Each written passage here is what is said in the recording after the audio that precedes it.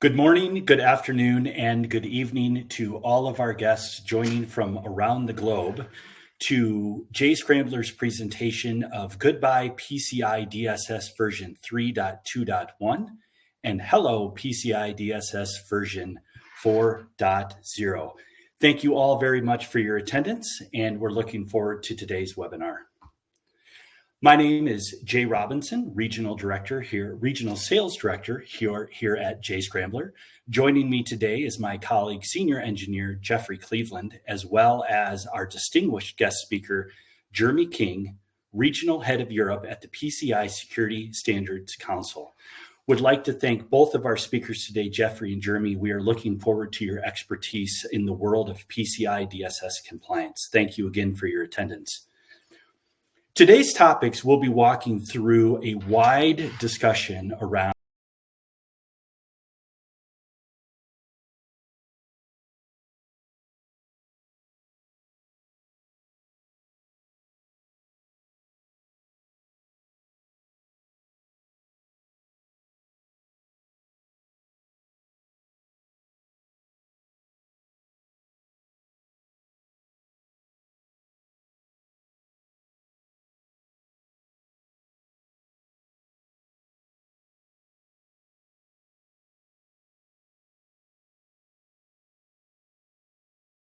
Thank you to those that let me know that I had been kicked out. I don't know why that happened. Gotta love technology.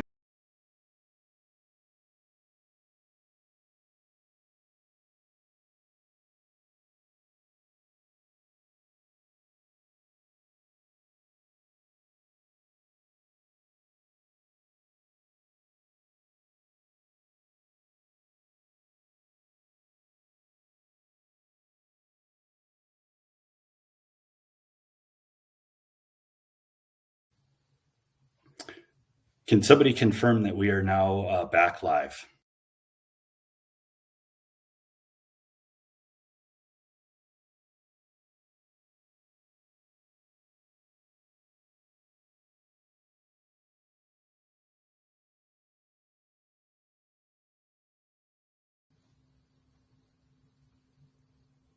Okay, I believe that we are now back. I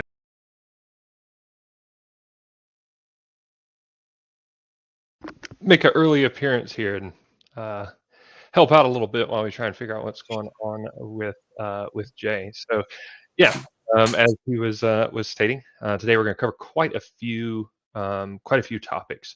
Moving over here, but talking about some of the housekeeping items, we're going to take about an hour here. If you have questions, do drop those in the chat. We'll get those towards the end. Jay, you want to try and go from here? See if you can. I can apologize to all of our attendees for the technical blips there. Gotta love technology. So thank you, Jeffrey and Jeremy, for stepping in. Greatly appreciate you guys taking care of some of the housekeeping duties. And please, again, be ready for some interactive polls as we go through today's session. At the end of today's session, you're going to get additional resources. And of course, you will also be receiving an email with a recording of today's event. And again, if I'm red in the face, it is because I am highly embarrassed of the technical difficulties that we faced. A little bit about Jscrambler. So Jscrambler was founded in 2010, bringing to market our code integrity solution, which is a first-party JavaScript polymorphic obfuscation solution. Say that 5 times fast, and I'm going to give you $5. That is a mouthful right there. This product was and is for protecting JavaScript code from tampering and abuse. 4 years ago, we released our web page integrity solution using the knowledge and understanding that we gained from releasing our code integrity solution. When the council released the new 4.0 standards, what we realized is that our solution was already solving for the majority of web skimming requirements, which led us to creation of the PCI DSS module within our web page integrity solution. The client side is a core competency of Jscrambler and has been since the inception of our organization. For these reasons, and from what you will hear from my colleague Jeffrey Cleveland later on in the demo portion of today's webinar, we believe that Jscrambler is positioned as the market leader to best assist companies globally around and on their journey to 4.0 compliance.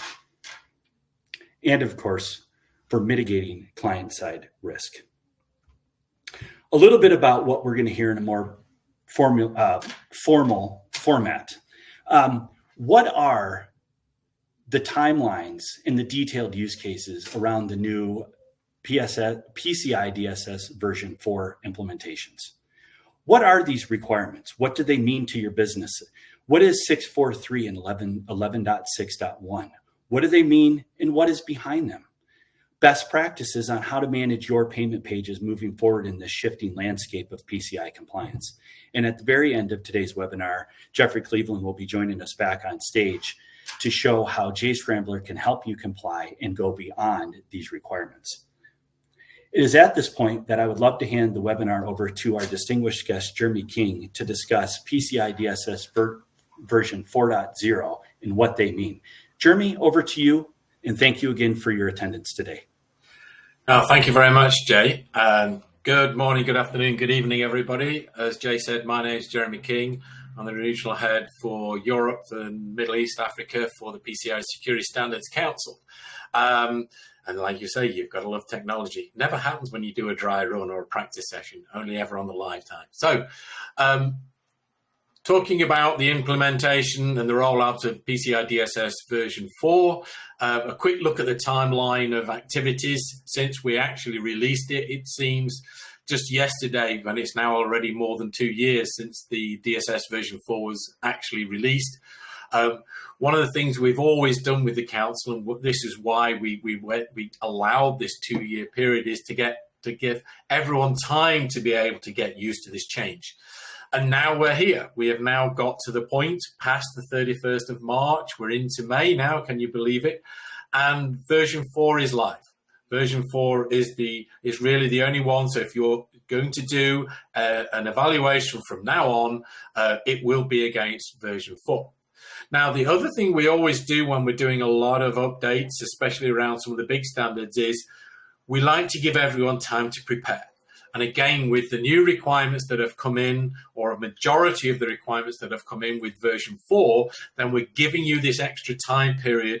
So although we've released version 4, we've brought it in and it's now the primary standard for use, there are a lot of the requirements won't become effective until 31st of March next year.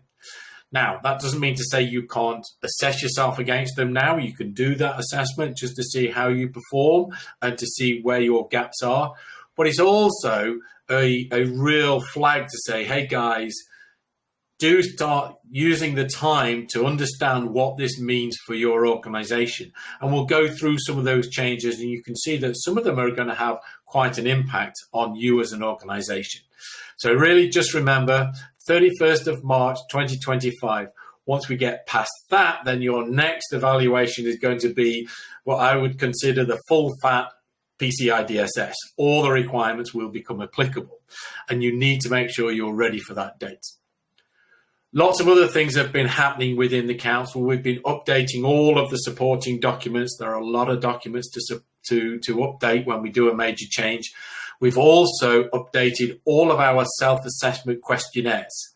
So all of those, A through D through all the other options as well, have been updated.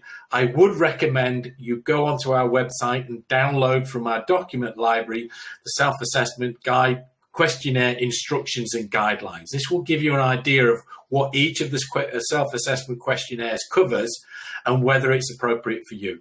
I will say, as the council is not involved in compliance, it is your acquiring bank or your brand who will tell you which you need to do. The other thing on SAQs I will reiterate is self-assessment questionnaires are for merchants apart from SAQD for service providers. The name's in the title. So if you're a service provider and you want to do a self-assessment questionnaire, first, why would you? I would think you should be doing a fully assessed by a QSA to show you care about security. But should you wish to do a self-assessment questionnaire, you have to do SAQD for service providers.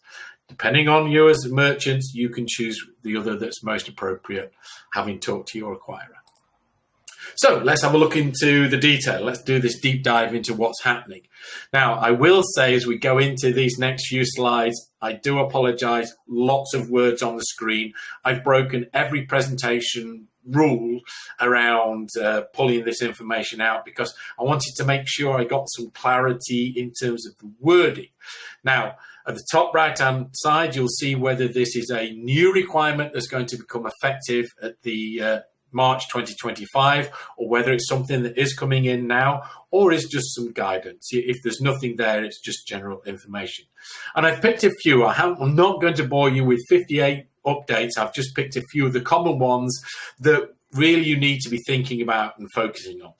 One of the things we received so much comment and feedback on was the passwords. And passwords have changed significantly. An awful lot of organizations have done away with passwords altogether.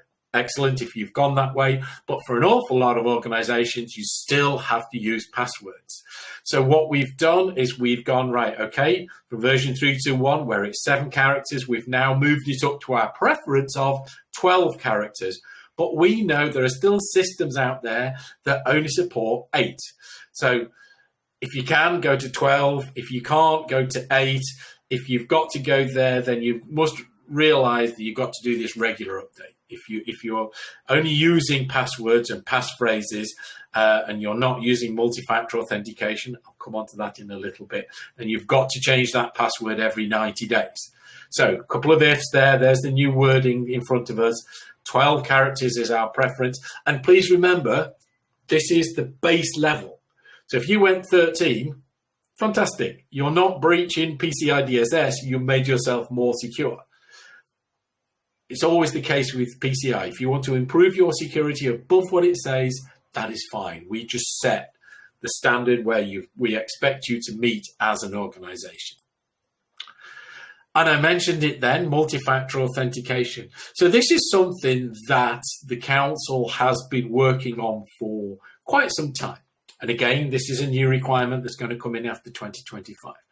So when we're updating the standard, when we're going from 3.2.1 to version 4, we do take into consideration a lot of information that we receive from various parties.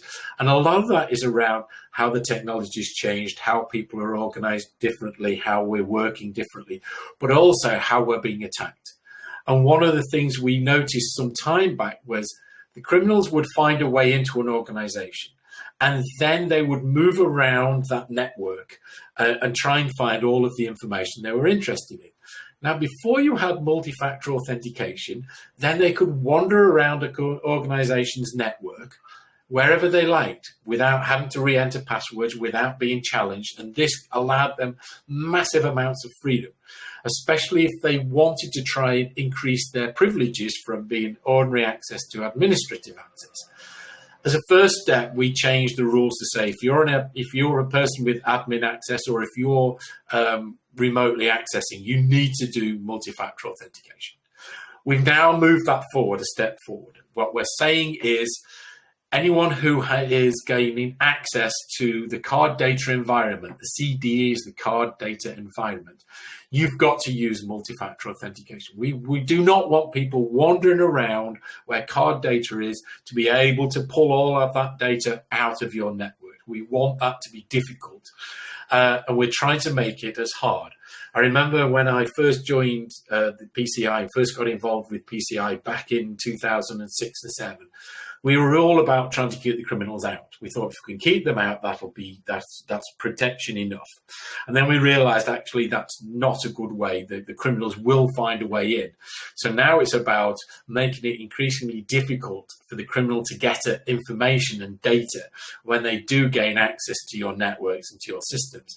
And multi-factor authentication is a really, really good way of doing that. So as you can see there, we're trying to deal with that. We're trying to deal with implementation, so preventing replay attacks, preventing, different ways in which they can try and get around this.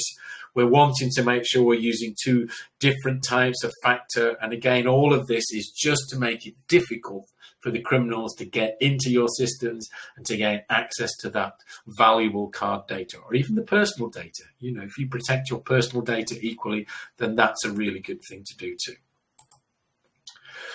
One of the things that's been around the council again for as long as I've been involved with it has always been scoping. You talk to a lot of QSA companies and they would say scoping was always their requirement 0.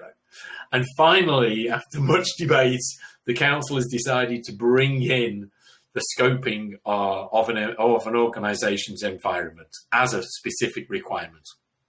As you can see, this is another one of the 31st of March 2025 requirements. And essentially it is now saying that once a year, you have to go around and identify the scope of payment and scope of card data environment within your organization. You need to show and prove where is the card data, who has access to that, which systems are connected to it. It is a really good housekeeping process, because if you know the scope of your card data environment, then you know what you have to protect. I would put personal data into your card data environment as well, because criminals are stealing that more and more these days. So if you understand how your organization is set up, how the data access is there, what systems are connected in.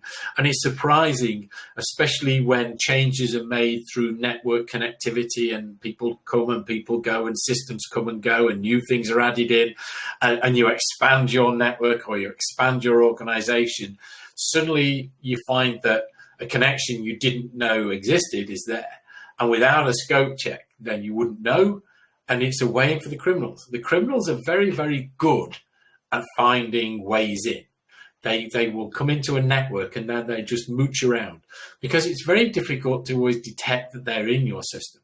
So there can be in your system, I think the Ponymon report that comes out each year on cost of a data breach puts it about 287 days. I think the Verizon data breach report 2024 just come out, puts it something similar. So when they get in, they're in for a long time. You can't detect them or you don't detect them.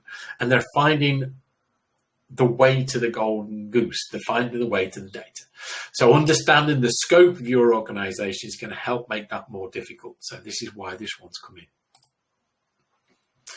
Another change that's made, and this is an extension of an existing requirement, and therefore it's effective immediately, is we've expanded the scope of the approved scanning. So essentially, this is going to have an external organization, an approved scanning vendor, who will connect into your website and look for vulnerabilities. They will do a vulnerability assessment. And this has been a requirement in PCI DSS, but it wasn't included in our self-assessment questionnaire A. If you did an SAQ A, then you weren't expected to do this.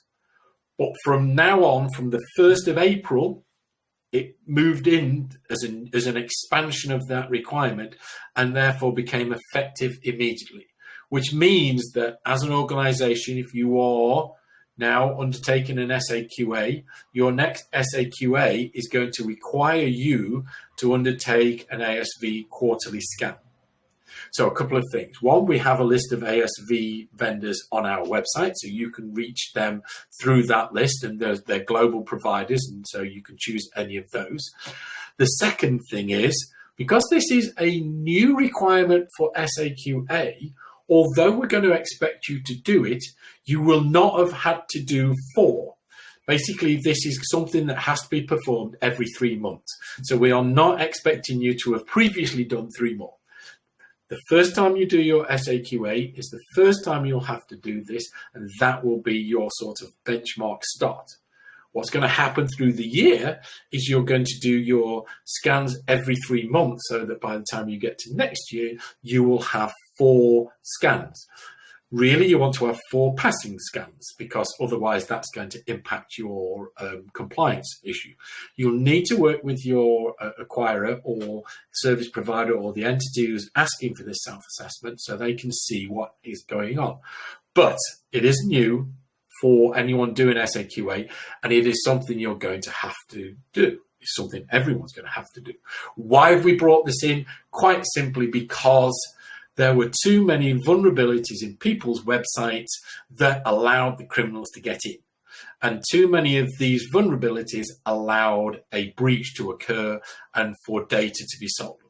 So we're trying all the time as the council to prevent data breaches to improve payment data security. And this is one of the things that we saw as a necessary step to actually improve the overall security of organizations. For small merchants, this is going to be a bit of an ouch because it's something new and it's something very technical. We will develop through the year some more guidance on this to try and help, but your ASV providers are very knowledgeable and they will help you through this process. The other change that we've introduced, and as Jay said, this is something that Jscrambler have a significant amount of experience in, is around script authentication. This is a new requirement and will be a best practice until the 31st of March 2025. But it's something you need to start planning because you need to have it ready for next year, because by the time it gets to next year, you are going to be expected to have basically a list of all your scripts, that they are not only just this, there's going to be a justification as why they're necessary, and there's going to be confirmation that they are all authorized. This is quite a task, especially when some of the scripts your first task is going to be to find out what scripts you've got running. These are like JavaScripts. Most websites suck these in like confetti. It is unbelievable. And so you really now are going to have to start taking responsibility over your websites and ensure that you fully understand what scripts are coming through. I've just noticed there's been a poll, so do please answer that poll now, because this is going to help us as we go through the rest of this presentation and discussion. So have you started preparing for these, or are you just learning about it now? You haven't started, you're exploring the solutions, you've already implemented controls. So please submit your vote. Okay, so this is important. Need to understand it. If you're using a third-party service provider, then you need to be in touch with them, because they are providing the payment page. They should be providing control and this authentication over the scripts. So you need to know from them what they're going to be responsible for and what you're going to be responsible for. And that will depend on how your website is managed, how it's controlled, how you pass from one place to the other, and where these scripts are generated and how they're coming in. So it is work that you can't ignore until the 31st of March next year. It's work you really should start understanding and implementing now. So this is a big change that we need to get our heads around. Not only that, there's going to be requirements around unauthorized changes to the payment pages. So again, it depends who's running this payment page. Is it you, or is it a third party, or is it your acquirer? And you're going to have to go around and talk to them again around who is responsible for this, who is making sure that 11.6.1 is being met, because it could be you, it could be them. Not knowing is no excuse. And just saying, I thought it was them, is no excuse. So do please start work on this. And this is because the way that the assessment and PCI DSS compliance is structured is, as a merchant, you have a relationship with your acquiring bank, but you will also have a relationship with a service provider or service providers. And your bank is going to expect you to be PCI DSS compliant. Your bank doesn't have a relationship with your service provider. So their expectation is all on you. And so they're going to look for your website, your web payment page, all of that to be secure. And so as they're coming through, and they may request their QSA to work with you, depending on the size of the merchant, it could be that they come in, or you could be submitting as a QA, but they would also maybe be undertaking scans on behalf of the bank. And then you could get into sort of this gray area where, hang on a moment, they found a problem with something that's controlled by the service provider. Well, that's you as well, because they don't have that relationship. So you need to make sure you have this relationship very clear with your service provider, because they're going to do a separate assessment with their own QSA. So you need to make sure, as the saying goes, all the ducks are in a line and everyone fully understands who is responsible for what. And if there are any issues, who is going to be fixing them? And whose responsibility it is? So you can end up in some gray areas. So you need to get this really clarified when you're working with your service provider. Make sure you go, look, version 4, what are you doing? What am I doing? Let's get that clear on the table now. Most of the service providers will understand that and be very supportive toward it. So it is one of those things where just the way the whole payment organization life cycle is structured, we've got different entities doing different bits, and getting it all aligned is coming through you as the merchant into your store, because that is where the consumer is entering, is essentially undertaking the transaction. Even though it'll go, it may go to a service provider, they still think they're dealing with you. Other things that are happening around this, and again, this is a best practice until 2025, is that we have introduced certain flexibilities. One of the key changes for PCI DSS version 4 is that we've introduced a lot more flexibility. And one of those things is we've introduced something called the Targeted Risk Analysis Guidance. And essentially, this is going to be used for you to be able to decide when there are certain requirements that require frequent validation or frequent testing, then you're going to use a targeted risk analysis to be able to provide confirmation as to how often that should be. So if you do a targeted risk analysis and it says, actually, the frequency of this testing should be once every 6 months, and the requirement will tell you, our requirements will say, the frequency of this test will be defined by your targeted risk analysis. And if it says that, then you can go to this and it will tell you if it's 6 months, that's what you need to do. There are other requirements like the scanning, which goes, you must do this every 3 months. That is when you've got to do it. So the targeted risk analysis you can use, but you're going to have to do it every 3 months because it says so in the requirement. So again, looking at this is going to give you, we've got a guidance document that's going to help work you through that and talk about how you go about doing that so that you can fully understand and then provide evidence to your assessor or whoever's doing this that, yes, you're doing this thing properly.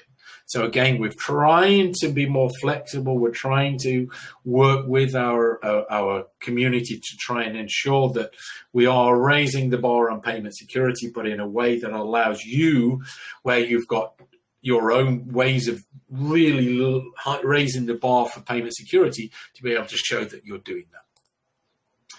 So that's a quick run through of a few things.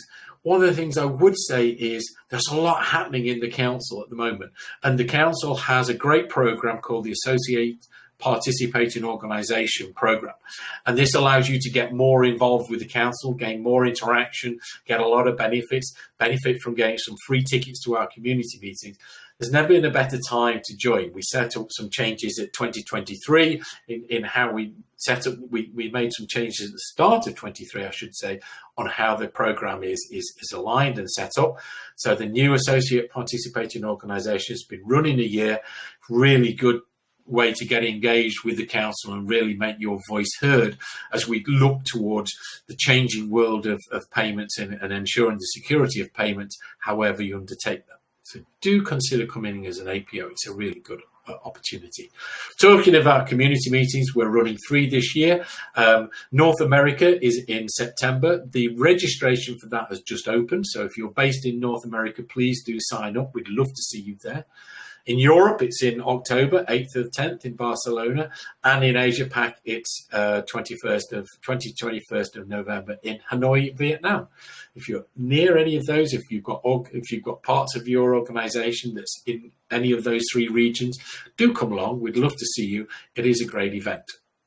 So really, to summarize what I've said, and this was just a short oversight of some of those changes, do start now. Don't wait till next year. Some of these requirements will take time, will need some input, will need some spending. I'm sorry, when sometimes to improve security, you have to improve your systems. Stay strong. Hang in there. You have got the council with you. You've got a great community. You've got organizations who are out there providing wonderful support. You've got the community. We do talk a lot. Our community meetings bring everybody together. So please do get involved in that. Understand the requirements. If you don't understand it, reach out to the council, reach out to your assessor, reach out to your acquiring bank or your service provider. Do use trusted partners because they're going to help you on this process. And together, we're going to help improve payment security. Back to you, Jay. Thank you. Yes, thank you, Jeremy. A virtual round of applause for you. That was loaded with high quality content, and we certainly appreciate you walking us through from an expert standpoint. Just fantastic presentation. Thank you so much, Jeremy. You know, on that last slide, bullet point number 1 was start now, and it's interesting to see what these poll responses are. I'm interested to see what yourself and Jeffrey have to say. That currently 45% of the attendees of today's webinar are actually exploring solutions right now. So that's a good sample set of people that have started the process. Interesting to know that 23% are just learning about these new standards and requirements as of right now. Haven't started, 23%. I think that goes back to bullet point number 1 on that last slide there, Jeremy, which is start now. It's going to happen sooner rather than later.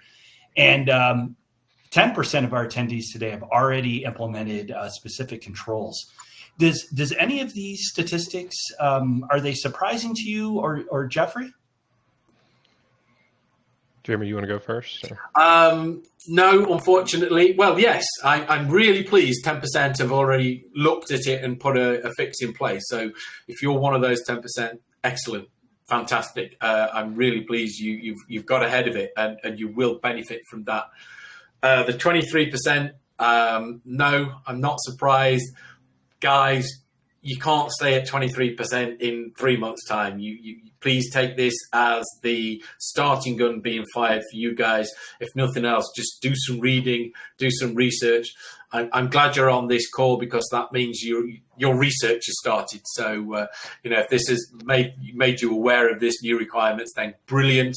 Hopefully, then you can follow this up with more discussions on all of these and really start making the improvements that you need to do. Yeah, and I certainly think if you're in that, like haven't started or just now learning, part of that research that you're going to want to do is if you're an online retailer or merchant that really relies on the end of the year, Black Friday, holiday shopping to make numbers for the year, you might have a code freeze during that time period, right? And if you have code freezes or you have times where you're not allowed to do this types of testing or scanning, if you have sections of the business that are very sensitive to that, that may put you in an awkward position where you wait till September, November, you get through Black Friday, you get through Christmas, and all of a sudden it's January or February, and you've got 30, 60 days to do something that might need to get past change control. And your change control policies may be too long for that time period. So something that you may want to consider in your own timeline, whether you're going to procure, whether you're going to design, no matter what you're doing, but to consider there. Yeah, excellent point. Thank you both for the color on those poll questions. Greatly appreciated and very insightful. And Jeffrey, you actually just provided a perfect segue to your section of today's webinar, which is how can Jscrambler assist with 643 and 1161 in doing a deep dive over our solution as to how we can assist those organizations globally, as I made in our opening remarks. So everybody, this is Jeffrey Cleveland, Senior Engineer here at Jscrambler. And Jeffrey, I'm now handing the reins of the call over to you, fine sir. Appreciate it.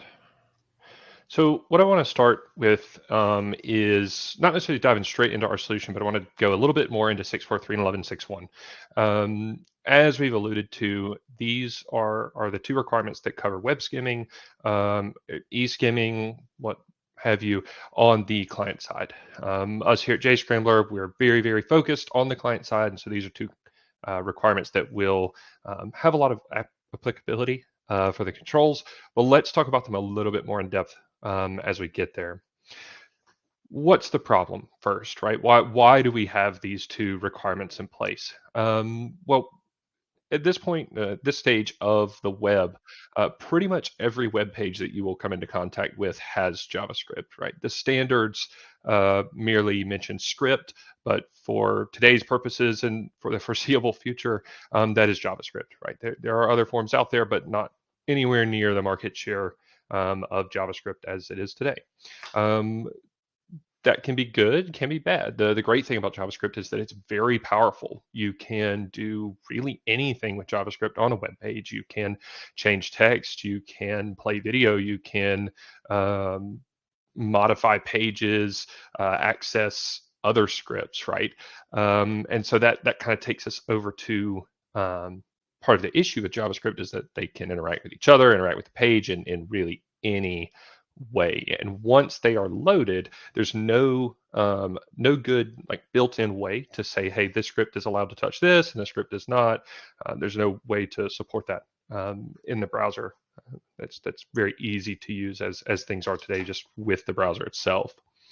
So why don't we just get rid of JavaScript, right? Well, practically the JavaScript that you're using serves multiple purposes. It collects marketing data, it processes the checkout in most cases, or provides for that checkout, that payment to be processed. There's developer tools, security tools, tools, chatbots, what have you, that make up web development. And if you had to go back and have your developers make all this in one pass, it'd be very expensive, take a lot of time. And so it is a good thing that we have JavaScript, but of course there's that concern that's introduced. I'm sure that a lot of people are familiar with tag managers, and so talking about the vulnerability, the attack surface, of course, includes first-party script, right? You should have controls over your first-party script, but this is around third-party script that could include tag managers, and then any script that's going to load scripts after that, right? Fourth, fifth party. That's something else that JavaScript's capable of doing. Once it's on the page, it can load an arbitrary amount of additional JavaScript. So you can see how things kind of snowball and get out of hand. When we look at payment pages in general, we find anywhere from 30, 50, 60 different, even vendors, not even individual scripts that are on that page. So it's quite a wide attack surface.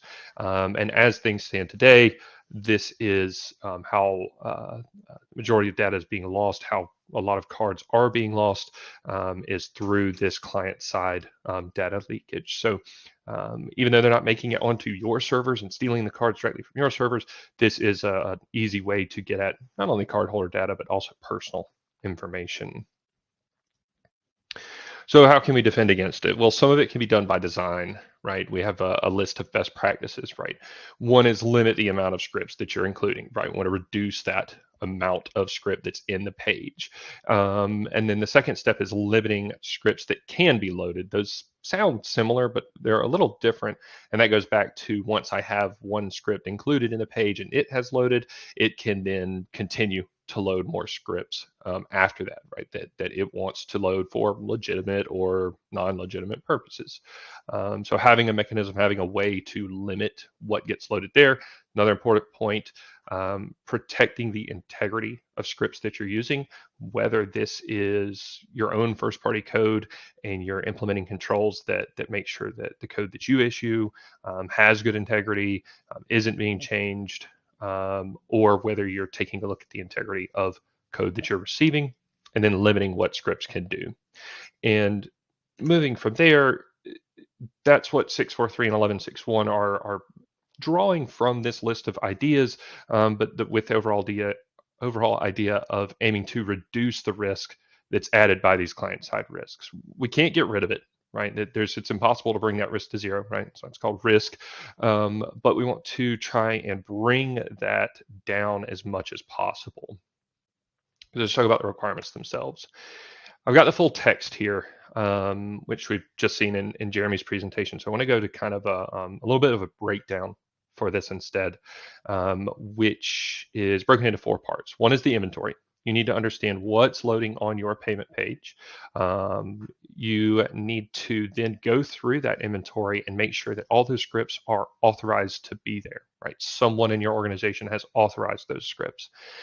With that authorization process, you need to determine if that script is necessary or not, with the idea of, hey, if the script isn't required, it's not authorized, let's remove it from the site, right, to reduce the total number of scripts, reduce that attack surface. And then we need to have a way to check the integrity of those scripts and see if that has changed. This can be done through a hash, something like SRI, or it can be done on a behavior basis, right? Integrity is, there's a couple different ways to implement that. We'll talk about one of those today. And then I've got 11.6.1 as well. Again, here's the full text, but let's just kind of a summary here, a breakdown. One, you need to be able to detect unauthorized modification of those scripts of the page itself. You need to monitor HTTP headers. These can serve as kind of a canary for that modification. If you see the headers changing, it can key you in that maybe something has some kind of unauthorized modification has occurred or someone's attempting one. You need to do this at least every 7 days or periodically. Jeremy talked about the 12 requirement that gets into some controls are periodic and some have set time periods, and this is one of those components. And then you need to alert on this, right? Not just detect it and log it, but you need to generate an alert that can be dealt with in a timely manner. And then some of the things that Jeremy alluded to, right? Some things are going to be the responsibility of your processor, and in certain situations, you may not be under these requirements.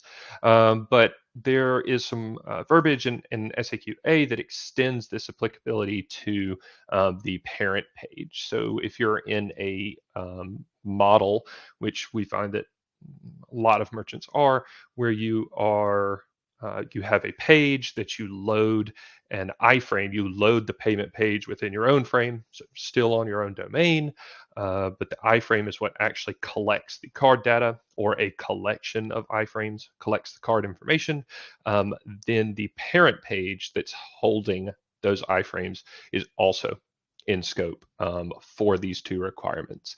And that's because any script that is in that parent page can modify not the content of that iframe directly, but they can change the content that iframe might load. They could direct them to an attacker server. They could take that legitimate iframe and kind of push it to the bottom of the page and put a malicious one at the top. They could do other things to overlay that iframe to trick the end user, the person with the payment card in their hand, to submitting that information to the wrong area of the page, or modifying it to where they can't. So these rules and standards, even if you're saying, well, I'm loading an iframe for my PSP, you're likely still going to have to comply with these two standards for that reason.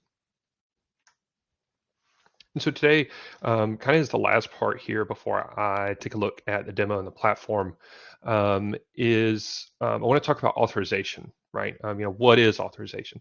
643 is largely saying, hey, all these scripts that you have in inventory that are on the page, you need to have a way to authorize them. And 11.6.1 is alerting on those unauthorized changes, right? Having established what is authorized, once we get outside of that, let's actually get an alert. So when you go to design this process, there's a lot to consider. Are you a payment processor and you're generating a page that's going to be within an iframe and it only has one piece of script or no script inside of that page?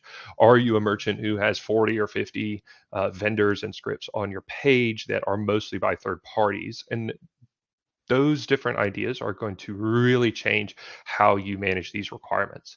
In a situation where you have good change control processes, where you have a lot of control and enforcement around those policies, and you're the only script in the page, it's going to be much easier than if you're in a setup that we find commonly, where I'm an IT team for a large retailer, and we don't really have as much control over what the digital teams or marketing teams are adding to the pages, right? We might find out after that, or we might not have a change control process around that. So then you have to get into, do I want to build those control processes? Do we have an area where people can make these types of requests? Is this going to be limited to IT or to dev, or is it a third-party team that's doing these changes? So all of this stuff is going to have to be considered when you turn around to design those authorization processes. And so as an example, I want to talk through 3 different ways to authorize those scripts. The first one is a default authorize, and this one might be for those scripts that say it's first party code.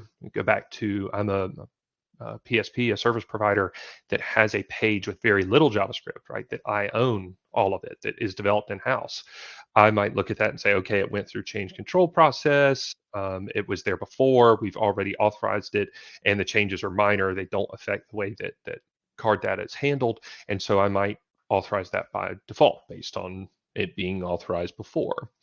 Could also pre-authorize in that case because I know that it's coming through the change control. Even if it's something new, I get time to examine it, to look at that code, to really test it and determine what's going on with that code and have good change policies around it.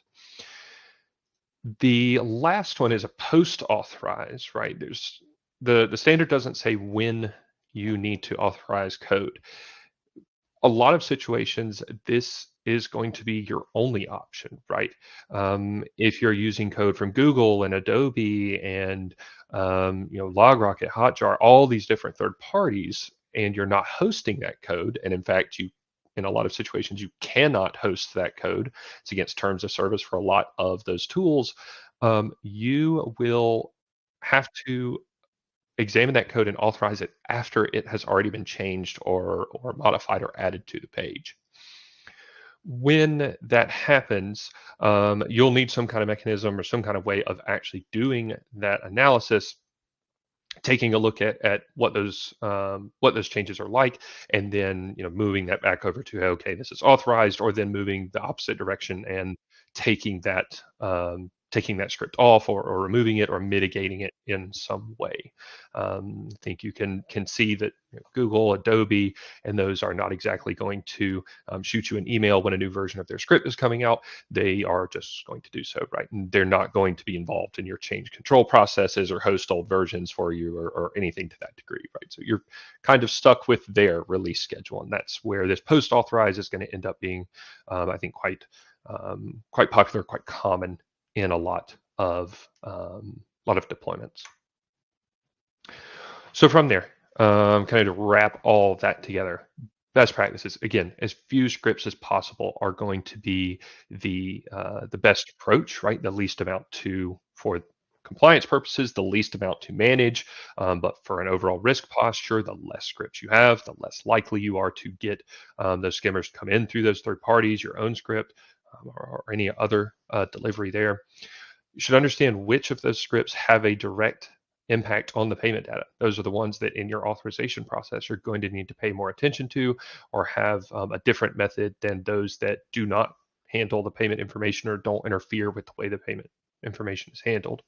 Have a method for removing or controlling scripts. It could be a tool, could be a policy, could be a procedure. But have that determined ahead of time so that when that web skimmer gets in there, you're not sitting around thinking, well, how are we going to get it out? Do we have to contact a third party? Do we need to talk to our team? Have that process mapped out. Understand who is going to manage authorizations. Is it all going to be handled by internal compliance team? Is it going to be IT? Are you going to ask marketing to provide that before you go through? How is that going to look? Work with both your internal and your QSA, your bank, to determine who is going to authorize what. And then don't buy a tool or implement a solution until you understand the total cost. Total costs could be made up of a lot of things, right? Of course, if you're purchasing a solution, right, there's some cost there, but it could be in full-time employees. Are you going to need extra developers to handle this task? Depending on your implementation, the solution you go with, are you going to need to spend extra time maintaining a tool or keeping a tool functioning or checking on it? What's going to be the total lift for either existing employees or new employees that may need to exist before you get into a solution? And that's going to bring me over to our approach that we have that we've designed around this. We come from this space, from managing vendors and their scripts, both third and first party, any script that's on the page, and we can identify what type of script is accessing the payment card information and present that in an easy to digest, easy to use way to drive your authorizations, to drive to really drive the compliance process forward and make that authorization process a lot easier, make these controls very easy to implement. As well, we can go further in responding to those threats when they occur. About us as a compliance solution, we are a principal participating organization in the PCI SSC. We also have members on the board of advisors. So we take this as a very serious thing. We try and design our products to closely match the intent of the rules as the council describes them, and make it so that when you get back to your QSAs and your bank, it'll be very easy to show our solutions as controls for these requirements. We've already been through our own version 4 assessment as well, so we've been there, and this part of the tool is what's going to apply directly to 643 and 1161. I mentioned earlier, and I showed this just to highlight, this isn't the only thing we do on client side. Our code integrity product that came before provides a lot of technology for this platform to make sure that it's a very, very secure, very resilient application that can be used in a scalable, large enterprise environment. And I will jump to architecture, and we'll take a look at a quick 5-minute demo so we can get to questions. Our solution implemented is an agent-based solution where we give our clients 2 lines of code that they include in their payment pages that brings in our JavaScript. So we're a JavaScript that controls JavaScripts into the browser, where we can monitor that session. We can take a look at what's going on, and if necessary, the agent can configure some of those other scripts and the session to make sure that it stays safe for both the end user and the payment card information. All of that gets brought back to our WPI services, the dashboard, and the admin team. That admin team is made up of not only members from our clients, IT or web teams, but also augmented by our own client service engineers, our project management, research, developers that can really help our clients to take the information that they're receiving and really understand it and make lots of decisions that are going to help them to really improve the security posture of their site and to stay compliant. What's important to note here is that this doesn't include your existing architecture. We don't need you to modify your CDN, your WAF, none of those other components that are hosting your website. We're not reliant on where you're hosting your site. Everything is completely agnostic of your existing tech stack. You include the agent code and you're off to the races. That's it. All the services and other components are maintained by Jscrambler and our database and CDN partners. So let me share my screen real quick, and I will take you through some of the authorization flows within the tool itself. Let me make sure I share the right one here.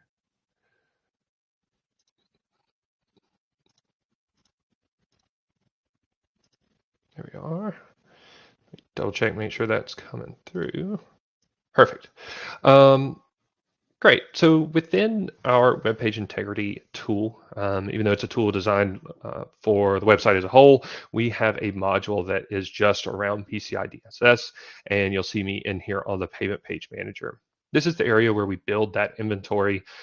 This is kept up to date. Every time someone goes through a checkout session, that agent is loaded, it examines their session and brings all that data back here. So we have a live, up-to-date version of that inventory that's constantly being matched to the inventory just before it. If anything new is detected, like I have here for Stripe, we'll mark that up as a needs review, issue that alert, and allow you to go through and examine what they want to do in the page. And this isn't a static analysis. This is an observation of what that script is doing inside of real checkout sessions. And so we can show you where they are sending their payment, where they're sending data, what they're doing with iframes on the page, and what type of form data they are collecting in those network transfers. And so this can let you very quickly make decisions on, okay, I know Stripe, we have this here for a particular reason. I can go through and authorize this, add my justification, why is this vendor here, and mark them as allowed and save. very simply, and that's all kept up with inside the dashboard. You have a full history that shows when all of these changes were made. So you have that full audit trail available for an assessor, and it shows what those authorizations were and why those were changed. When we observe a change, we're again looking at that behavior, we also issue an alert that says, hey, we see that new behavior is being described for this particular vendor. It's described out here on the page where you can see exactly what's going on. We can pick up when a malicious domain is having some communication with script that's in our page, and quickly move to mitigate that, right? So I might go through and authorize, and rather than allowing everything, I could actually block different behaviors that are being exhibited by this vendor and its scripts. And when I do that authorization, I apply this, and the agent will be rewritten and have controls built into it so that when it sees this behavior again, it will block it, alert, and then from there we can examine it a little bit more and see, okay, is this a script that has maybe some misconfiguration? Maybe I have someone who's working on something and they've just made a mistake, or is this something that's bigger? But in the meantime, the agent will be able to confirm for us that it's out there protecting the cardholder information. And we can see that even if we do have a skimmer or some type of attack on the site, that we are still protecting the cardholder information and not letting it leave the site. This will not disturb checkout sessions and allow revenue to continue. It doesn't put you in a situation where you are making the decision between bringing the site down or continuing to collect revenue. You can do both while starting your investigation into what is going on out on the site. And the last thing I'll show you is around HTTP headers, largely mapped to 11.6.1 as their requirement, where you can come in here and baseline the headers that you expect to receive. And when you review these new headers, any that are authorized, if this header is observed again, you will not receive an alert on it. And if and when we see a header that's different, that's when we'll go ahead and issue that alert over here to this alerts page, which of course can be brought in via webhook to your SIM, your SOAR, TIP, other log aggregation and ingestion tools. But for a large part, I imagine most of you want to bring that over to the SIM to match some of your other policies that you have. But yeah, we do have a full demo available as well, where we actually show what happens when a web skimmer gets into the page, and that's something we'd love to show as well. But that's going to wrap up the demo for today. Want to get to some questions? Yeah, thank you, Jeffrey. A virtual round of applause. Once again, excellent content, and thank you very much for your expertise in walking us through the 643 and 11.6.1 requirement, as well as how Jscrambler can assist in organizations in solving for these matters. While you've been speaking, we've had a couple of great questions come in, so thank you to our attendees today for participation. I'm just going to go ahead and read them as they are. I'll leave the name off, and maybe if we could bring Jeremy back in, that would be great.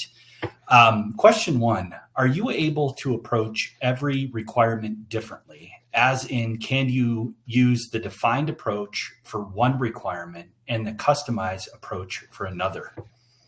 And I'll open that up to our panelists. Yeah, Jeremy, I think you're on mute. I am on mute. I'll answer that one quickly. I do apologize. I'm going to have to drop in a moment. So yes, one of the things we introduced with DSS version 4 was the ability to do defined approach, which is requirements as we've all known them in DSS, and customized approach, which is a new way in which if you can't meet the defined approach as defined, there is a section that details how you can do this as a customized approach, which means you've got alternative methods and procedures that meet the intent of that requirement and allow you to show that you're ensuring that you've got the same level of security as the defined approach, or if not better. You can choose. There are very few requirements which don't allow you to do a customized approach, but all the others, yes, you can choose between defined approach and customized approach. You will need to talk to your QSA very early on. It's only available if you're doing a full assessment and not available as a self-assessment questionnaire. And I'm sorry about that, but unfortunately, and thank you very much everyone for your time, but I do have to. I'll leave it to you to answer the other questions. Thank you very much, everyone. Thanks. Bye-bye. Thank you, Jeremy. Appreciate your time. Jeffrey, we had a question come in, and I'm going to read this verbatim, and I'm hoping that you understand what the attendee is asking. Please explain a bit more about the differences and responsibilities, where they lie, between where one might be using a 3P web app, which redirects to a different 3P payment page than more on iframe. Yeah, and I'll take the 3P to mean third party. So yes, that is one of the situations where the third party page. So if you are if you own the parent page, so it's on your domain, and you're loading an iframe from a third party payment provider, right, a PSP, you are responsible for the content of just the parent page. And then, as Jeremy was talking about earlier, your payment processor is going to be responsible for the content of the iframe, right? There's some is going to fall with you, and some is going to fall with the service provider. That service provider is responsible for what loads within the iframe. You're responsible for the content around it. Again, that goes back to the security around that container, around the iframe. You are the one that can, the scripts that are on your page can affect that iframe or generate another one on top of it or what have you. And so that falls under your purview. If you're redirecting out to a third-party payment page, right, all the way over to their domain, you're not hosting them within your page, then you do not need to meet 643 and 1161. I'll caveat that with kind of some of our experience in the market, being that while that does get you out of these two requirements, the rest of the organization might not like that arrangement because you lose control over that payment page, right? Again, one of the reasons we're here having this discussion is because JavaScript gives you a lot of kind of rich content, the ability to collect marketing data, to examine what's going on in that payment page. And if you're completely outsourcing that, you lose all of those tools. And so there'll be folks over in the marketing, over in web dev, that will not prefer that approach to the full redirect. But certainly for smaller merchants who either don't utilize that type of data or don't care to have it, that can be a very good solution. Thank you. The next question, I believe, was aimed more at Jeremy, but I'm hoping you might be able to provide color, which is, when can we expect a new version of guidance for multi-factor authentication? Yeah, I think that one's going to sit with the council. I won't have too much to add there, and it's not one that I'm super familiar with. Understood. That requirement particularly. We do have a couple of other questions. One in particular, which is, to comply by March next year, when do you propose merchants start this process? Yeah, so on our website, and I think as a resource in response to this webinar, we have a proposed timeline that really starts about 180 days back. But you may need to start even sooner, just depending on some of the things that we talked about right after the poll. What are your change control processes like? Do you have code freezes? Do you directly control the page, or do you have to work with a third-party provider to do so, right? Are you going to need to run with a couple of different third-party providers to actually get this done? Do you need to have a conversation with your PSP or QSA? What processes do you need to design? So if you've done nothing, you might be behind. It depends on what implementation you're going to go for, and if you don't know that, then it's hard to determine the timeline. But we have that proposed timeline based on a couple different factors that will be available, and it describes all of that together. Like I said, I think it starts 180 days out. It may start even earlier. Again, I believe you're right on 180 days, but I also think that Jeremy's slide that said start now is very applicable to the answer to that question as well. A couple of other questions that have popped up in the chat screen is, and I believe that you answered this, or you put a large portion of this answer when you answered about third party. Mm-hmm. Where have you seen confusion in regards to merchants being in and out of scope of requirements 643 and 1161? Yeah, I think the question that we got earlier, right, about redirecting and the iframe thing, right? Those are, I would say, that the biggest point of confusion that we get, right? I have an iframe, I redirect, I have multiple iframes. I direct post or I send it back into my own services. I have my own environment where I'm storing it. There's a bunch of different ways. I have a single page application, right? There's a lot of different little confusion areas, and that's where you're, like we're alluding to, right? You're going to want to either work with your QSA or bank to assess, what am I responsible for? Talk with your provider, talk with other vendors, right? We're more than glad to help kind of start that journey, but you do want to make sure that you have that nailed down with both your QSA and your bank before you really get too far into things, right? Really understand what you need to do. But that's the areas of confusion is, am I under these requirements or am I not? What sections of my application are? Yeah. Yep. And it looks like we've had one more question pop up, which is, what are some of the benefits of being compliant? Are you seeing that helps with insurance prices? Are you seeing that helps with negotiating rates of different credit card companies or issuers that are out there? Can you speak to that particular question, Jeffrey? Yeah, that's an interesting question. I mean, obviously from the security standpoint, right? I mean, these are rules that have been written in response to seeing these problems, right? Seeing these particular leaks. There are other standards too that can, of course, involve other fines. Look at GDPR. A lot of these rules are similar, where if you lose data on the client side like this, you can still be fined under things like GDPR. But largely, what will happen under PCI will be between you and your acquirer, right? You do, if you're collecting cards, you have an agreement with your acquirer or with your payment processor in the case that they're doing everything, and the penalties are really going to come from that agreement, right? Which is going to vary widely depending on your exact setup and who your acquirer is. But from a security standpoint, from just outside of just PCI standards and the way that stuff works themselves, there's really protecting cardholder data, right? Reputational risk. Yeah. Loss of that data might drive people to competitors or drive people away, or just make them less likely to do business with you. So I think that's really the biggest impact for kind of consumer confidence, right? Not losing this type of information, but really, I mean, it's a security standard that's for this industry, and if you're here learning about this, you have some kind of obligation to it. It's best to understand what that is with your provider or acquirer. Yeah, and I think the point that you dropped in there about reputation is huge, right? That's a major driver of revenue for a lot of large organizations. So that was a very good point that you dropped in. I don't see any other questions that have come through. So at this point, we'll go ahead and wrap up the webinar. We appreciate your time, Jeffrey, very much. Thank you for the quality content. And I know that Jeremy's dropped, but definitely would love to say thank you to Jeremy as well. That was just a fantastic presentation packed full of a whole bunch of great information on PCI. To all of our attendees, you will again be receiving a recording of this as well as additional information.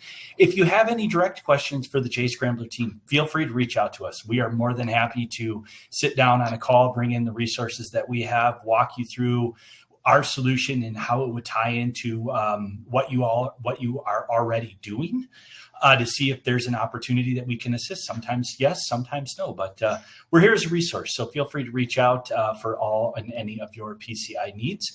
And with that stated, I wish you all a very great rest of your either morning, afternoon, or evening. And we look forward to seeing you again on our next webinar series from Jscrambler. Thank you all very much and have a great day.